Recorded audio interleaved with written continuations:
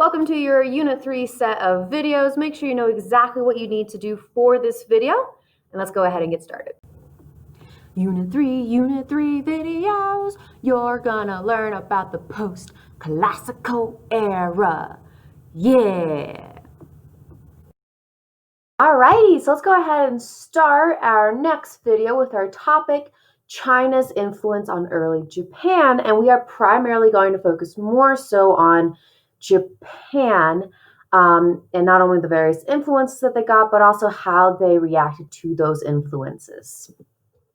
So our objectives, once again, how did post-classical civilizations gain, consolidate, maintain, and lose power? How did China influence early Japan? What were the results of China's influence? And then lastly, is any foreign influence positive or negative for a country? So let's go ahead and get started by looking at, in general, the influence that China gave onto Japan. So like the Islamic empires, Chinese society influenced the development of neighboring lands during post-classical times. Chinese merchants established commercial relations, and Chinese techniques of government and administration helped shape public life in Japan, as well as giving values and cultural traditions such as Buddhism, Confucianism, and a little bit of Taoism. By no means did Japan become absorbed into China, right? So it wasn't as if China was just trying to slowly grab early developing Japan. It was nothing like that whatsoever. Japan still was able to maintain a distinctive identity and cultural traditions. They drew deep inspiration from China, but once again, they were not Chinese. They also built societies that reflected their participation in a larger East Asian society revolving around China. Sorry, I got cold. So let's look at early Japan. So the earliest inhabitants of Japan were nomadic peoples, most likely coming from Northeast Asia, like present-day Korea, Manchuria, Mongolia. And they were being introduced to cultivation of rice, bronze and iron, metallurgy, as well as horses, and bringing those onto the Japanese islands. So, as you see, and with almost every single civilization, as population grows, you have a huge agricultural society growing. And then with Japan, you start seeing these small states that are being ruled by aristocratic clans, right? These families that have a bunch of land, a bunch of money, and through that, they have a bunch of power. So one of the first notable, I guess you can call dynasties in Japan was the Nara, Japan. So the establishment of powerful Tang dynasties in China had obviously repercussions in Japan. More specifically, the value of centralized imperial government. So the Japanese were inspired by the Tang Dynasty, where one aristocratic clan in Japan claimed imperial authority, thus introducing a series of reforms designed to centralize Japan's politics. They had a court system, where essentially means that like families of the very, very wealthy aristocrats had to live in essentially like a little mini castle. But in Japan, it probably would have looked like this structure right up here, where they, had like various political meetings, various dinner dates, etc. They also had a Chinese style of bureaucracy. They implemented an equal field system, meaning that every single clan or every single person was able to receive an equal amount of land, which is the same thing that China did. They also, once again, provided official support for Confucianism and Buddhism all throughout Japan, as well as replicating their capital, which is Nara, which is right over here. Hopefully you can see that red dot on the map. And they're trying to replicate the Tang capital. And I would say that China's influence during this time was the most prominent because almost every aspect of government was very, very similar to the Tang Dynasty. But once again, Japan did not become a little mini China. They continued to practice their own indigenous faiths and beliefs, such as or Shintoism, which is essentially just a veneration of ancestors and a host of various nature spirits, where they would have these temples, as you see in this image right here, kind of all around not only Japan, but in also various elemental places like in the water, on mountainsides, etc.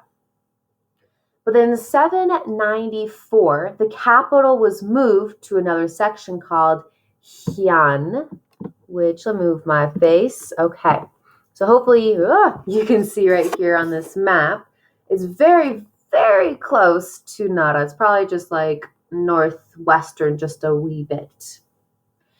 There, the capital became very sophisticated, meaning that now the society was seen to be pretty advanced. And once again, they drew a lot of inspiration from China, but they wanted to elaborate more so on the Japanese political and cultural traditions. So looking at Heian, Japan. So local rulers on the island of Honshu mostly recognized the emperor as Japan's supreme political authority. And when I say Honshu, in Japan is a multiple islands. If you take a look at this map, you can see that there's 1, 2, 3, 4 different distinct islands that constitutes as Japan.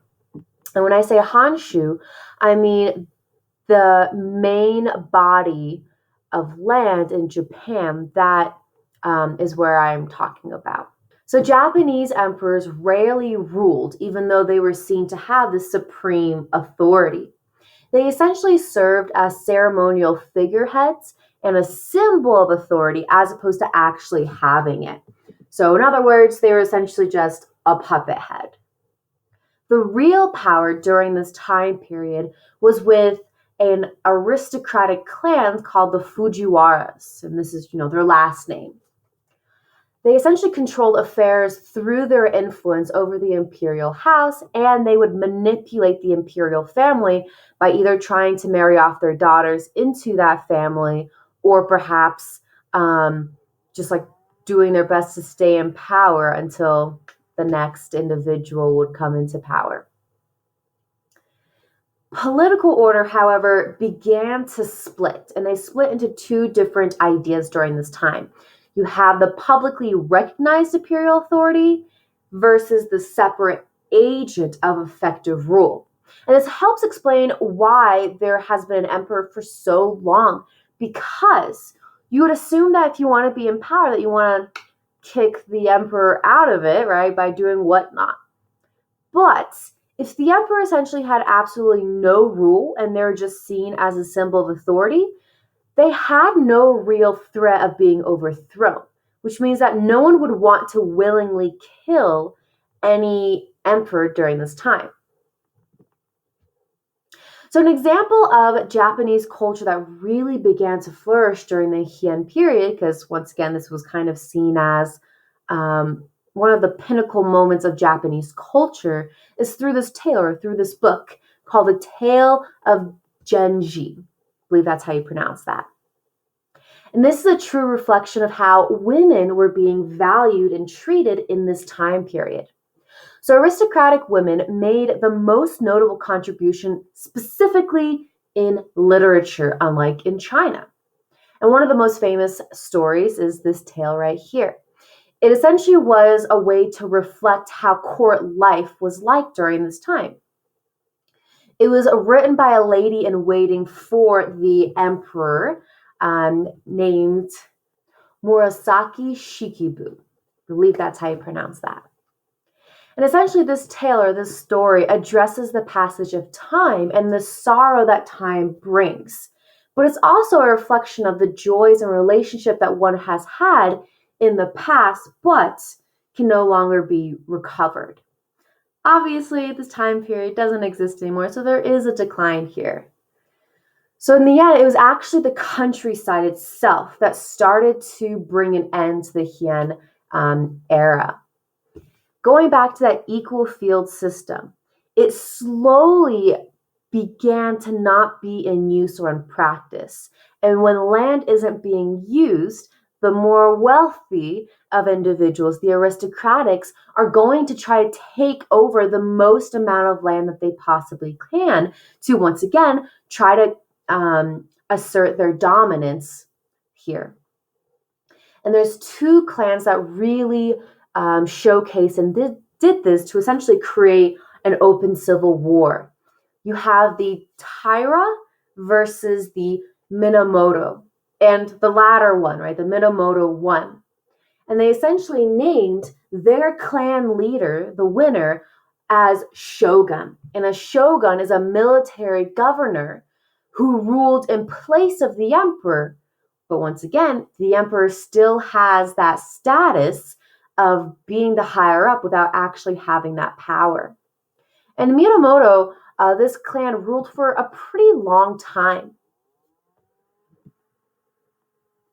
So this kind of kickstarts into a new era called medieval Japan, which I think is one of the most interesting parts of Japan.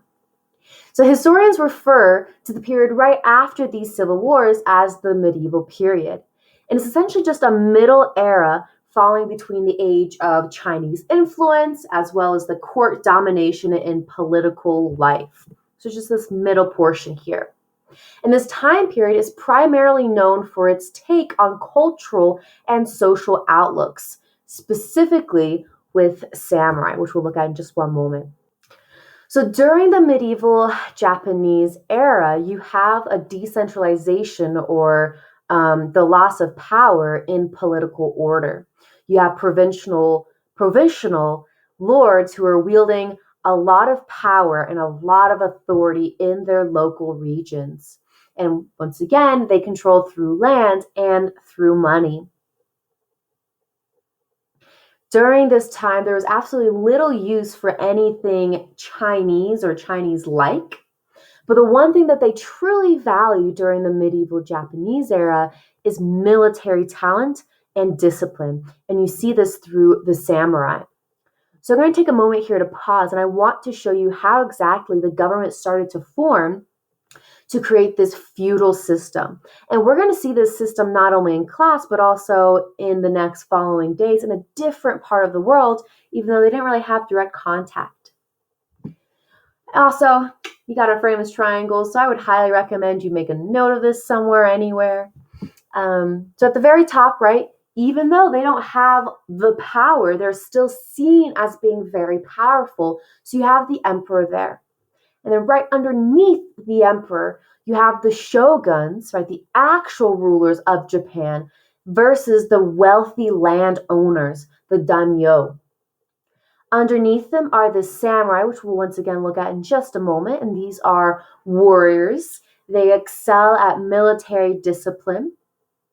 The largest class is the peasants and artisans. And what's really interesting here is that the lowest class is considered to be the merchant class because they don't actually produce anything, they just sell things. And in Japan during this time, it wasn't super duper valued. So looking at the samurai, they are professional warriors. They're specialists in using force and the arts of fighting. They served the provincial lords of Japan, aka they served the daimyo, the wealthy landowners, and they were relied on to enforce the daimyo's authority as well as to help extend the daimyo's claim to other lands. And in exchange, the samurai essentially just didn't have to worry about life and doing life's chores. For example, they didn't have to worry about food. They didn't have to worry about clothing. They didn't have to worry about domestic chores because that was all supplied by the peasants that they were, once again, enforcing the laws and authorities onto. And once again, you have our feudal system here, just to bring that into a pretty big point there. And that's where we're going to end it off for today. So what do we learn? A, Japan was able to consolidate power by using China as a template and then creating their own political style. China was able to influence Japan in many different ways, from the government all the way to culture. And for last, number 3 and number 4, that is what you are answering for your work for today. Congratulations, you are done with this video. Once again, make sure you understand exactly what you need to do for it, and have a fantastic day.